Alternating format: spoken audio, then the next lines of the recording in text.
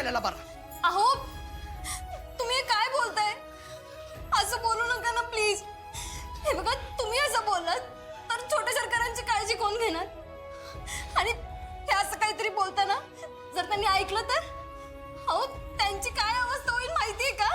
हो ना, आपल्याला जर दीदीबद्दल काय कळालंच नाही ना तर आपण स्वतः पण अंधारात नाही राहायचं आणि अमोलला पण सगळं सांगायचं असं वाटतंय मला। हे बघा कळतंय मला आणि हे सगळं सोपं नाहीये हो।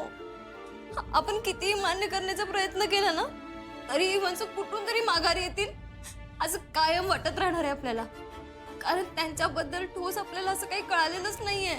मोना, या सगळ्यात अमोलला आणि दाजींना आपणच आधार दिला पाहिजे, त्यांच्या पाठीशी खंबीरपणे उभं राहिलं पाहिजे। म्हणून आपल्याला तसं रडत बसता नाही येणार। हो पण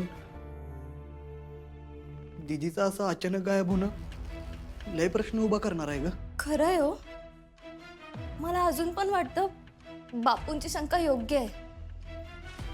कोणीतरी हा अपघात घडवून आणलाय असंच वाटतंय मला। मोना तसं जर का असेल ना दाजी त्याचा नक्कीच तपास घेतील। पण हे सगळं कोणी केलंय याचा शोध घेणं सोपं नसणार आहे। अय चिंचुके, इन्स्पेक्टर, अय बघितलं का सगळा शुकशुकाट? कलेक्टर मॅडम गेल्या आणि ह्यांच्या पुंग्यात टाईट झाल्या। इथं बर का, इथं मला लॉकअप मध्ये टाकलं होतं, सांगितलं होतं गुढीत राहाल तर फायद्यात राहाल। ह्या हितच त्या कलेक्टर मॅडमची कायमची सुट्टी करायची असं मनात आलं होतं। तो इन्स्पेक्टर असा खुर्ची वाढायचा, थांब नाही नाही या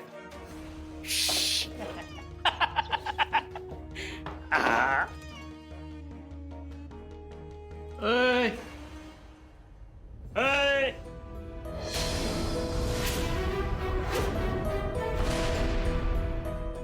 अहो लोकप्रतिनिधी म्हणून मी इथं आलोय आणि लगेच तुम्ही ऐची भाषा बोलायला लागला। सर तुम्ही इथे का आणि कशासाठी आलात ते आम्हाला माहित नाही, पण आता सध्या आम्ही खूप अवघड परिस्थितीतून जात आहोत। अहो मग आमच्यासाठी कुठं सोपी वेळ आहे मॅडम?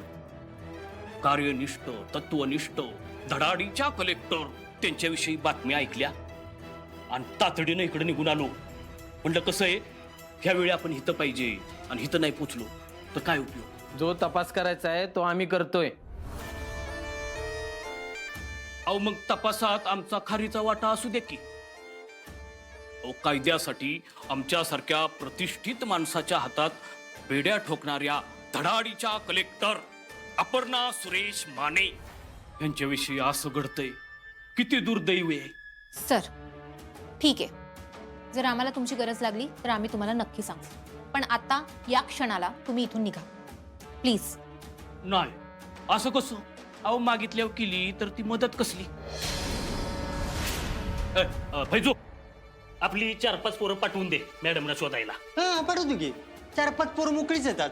ए अरे त्यासाठी आमचे साहेब आणि आमची टीम खंबीर आहे, ती आहेत ड्युटीवर। मग एक काम करू, मॅडम विषयी माहिती देणाऱ्याला 1 लाख रुपये बक्षीस आमच्याकडनं मी जाहीर करतो।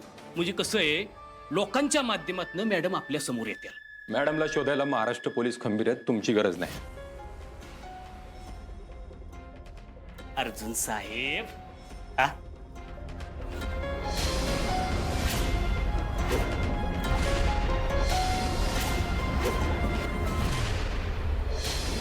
ठेवला नाही।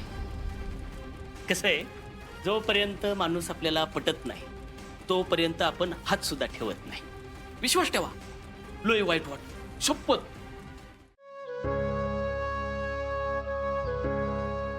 बापू, हो इथं काय करताय तुम्ही? अहो मी तुम्हाला आत किती शोधलं। विनायकराव, घरात मन नाही लागवतो माझं। बापू असा विचार करून चालेल का सांगा बघू? हा हो तुम्ही आज सोडून चालणार नाही बापू। असं नाही सोडत मी विनायकराव, तुम्हाला सांगतो आपलं फक्त माझी लेकच नसून तिच्या डोळ्यात मी माझी आयुष्यभराची सगळी स्वप्न बघितली होती। कठीण परिस्थितीवर मात करायला, अडचणींवर मात करायला मी तिला तयार केलं होतं. तिच्या असल्या जाण्याच्या छोट्या छोट्या कणभर बातम्या अशा काळजाला घर पाडते तो. बापू, अहो अमोल बरा होणं जसा चमत्कार होता ना, तसाच चमत्कार होऊन आप्पी नक्की घरात परत येईल. तुम्ही असं जीवाला घोर लावून घेऊ नका हो. विनायकराव, या वयात पोरांचं सुख हीच आपल्यासाठी समाधानाची गोष्ट असते ना, मग याच वयात याच डोळ्यांना हे असलं का बघायला लागतंय हो? बापू, समजतंय हो मला. हो, हा राजा तर आई विना पोर हो, फार पोरकं झाले बघ. आप्पी हरवल्यापासनं फार भिरभिरतय. तिला शोधण्यासाठी पाखरावाने भिरभिरतय हो.